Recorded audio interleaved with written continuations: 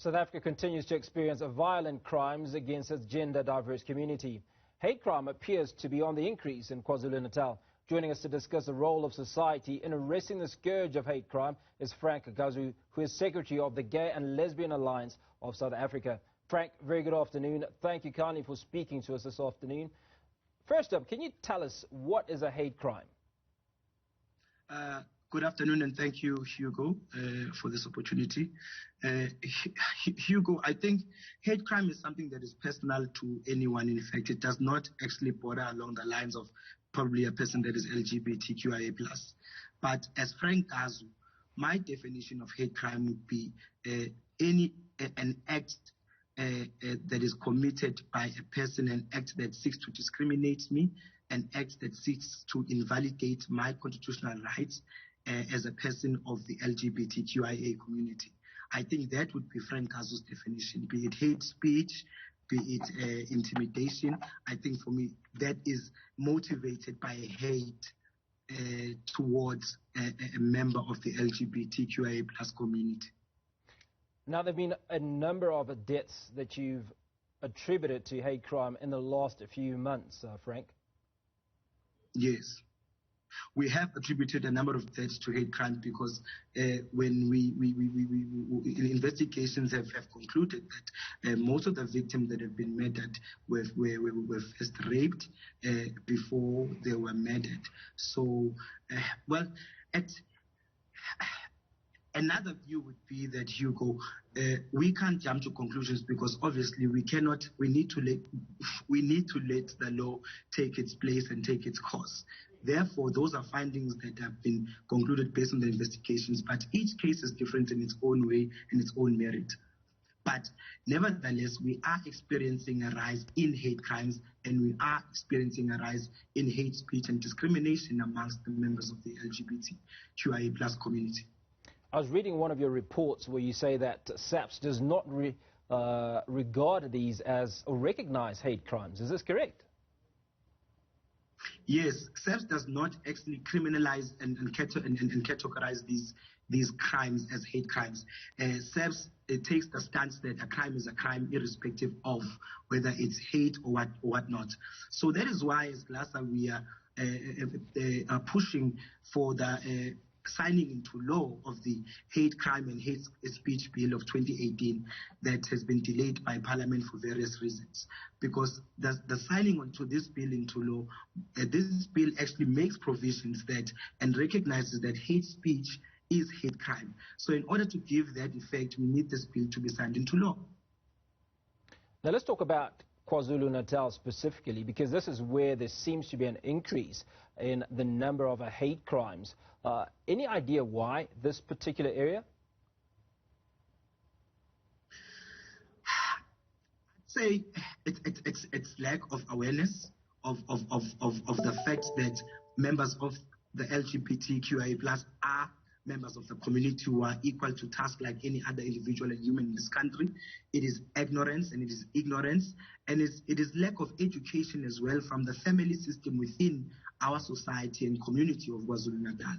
Because if you take a step back and you look at the fact that this province is predominantly a very, very ethnic province, and a province that is rooted in customs and tradition.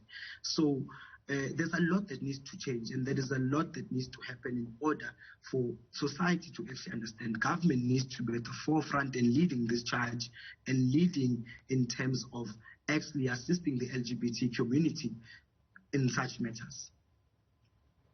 Now, we know that one of the challenges with government is that they don't always lead where we expect them to lead.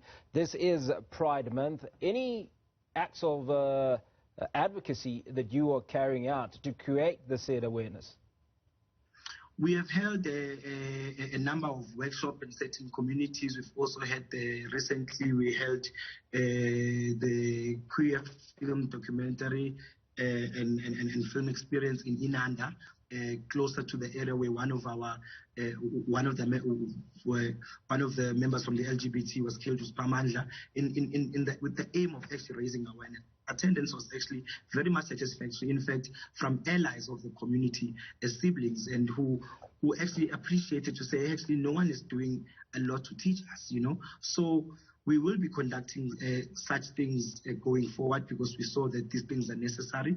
But over and above, we really would like government to engage us and for them to actually depoliticize this issue, because this is a societal issue. It's not an issue that is only facing the ruling party and its LGBTQIA plus desk.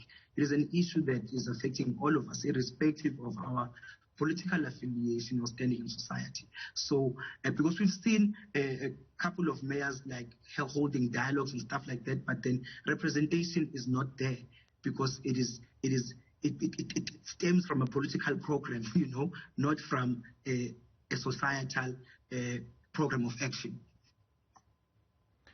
Frank, my next question is around safety and possible fear for your safety. How do you draw the line between wanting to create awareness in Pride Month or any other time, and the heinous nature of the crimes that are being committed against your membership? I mean, these are absolutely brutal when we read all the reports on how these individuals are killed. I mean, there's no other way of referring to it other than hate crime, and seemingly very personal. So, in essence, in terms of safety, Hugo, I'd be lying if I said to you that safety is not an issue. Safety is indeed a great issue, considering the fact that some certain members of the queer community cannot afford to live in areas that are secure, like the areas of your upper alone. The majority of these members, are you there, Hugo? Yeah, can hear you. A majority of our members are members who are from the township, are members from the rural areas.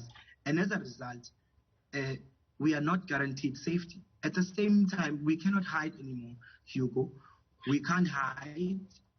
It is time for us to actually acknowledge the fact that we need to coexist. And if it means we have to die for that struggle, we are willing to do that, quite frankly. Me actually doing these interviews, for me, they are mind-boggling, and it does something to me psychologically. But at the same time, someone needs to take the baton, not for us, for the generation that is going to come after us. Because the generation that came before us, your Simon Collis, a lot of them, they've died for this. So why can't we take the baton? Because in all fairness, it's unfair. Don't only just talk about the matters, also take work discrimination, the kids in school, the whole lot of a wide variety of issues. People still frown when I'm walking with my fiance in a mall, or if I'm kissing my fiance in a mall, because it's taboo, of which that is unfair. Because the Constitution that the very same president was talking about today, that the Constitution gives us rights, he is not willing to defend those rights when it comes to members of the LGBTQIA plus community. Because there's the rapid task team that has been there since 2011. It's done nothing. It's there. They created it, but it's done nothing. Its mandate was to come up with stats. There's no stats in this country about the LGBTQIA plus, and that is unfortunate and unfair. It says that they don't care and they're not willing to actually listen to us. They'd rather come up and host these meaningless dialogues and think that by hosting those dialogues they're actually doing us good. No, they need to consult us, for us, because they have no idea about what it is to be a homosexual or member of the queer community. You have people that are so-called straight articulating on issues that they don't even have a clue about. We are going backwards instead of forwards. And we are a better country, in fact, in Africa when it comes to these issues, as compared to other countries such as Zambia, Uganda, Nigeria, and Morocco, where we've seen our counterparts and members of the LGBT community being violated repeatedly. Recently, Mauritius, that is now criminalizing homosexuality. Frank Gazu, Secretary. So our government is not... Yes. We're going to have to call time on this conversation. Frank Gazu, thank you for your time. Secretary, Gay and Lesbian Alliance of South Africa, unpacking some of the challenges that members of the queer community face in South Africa.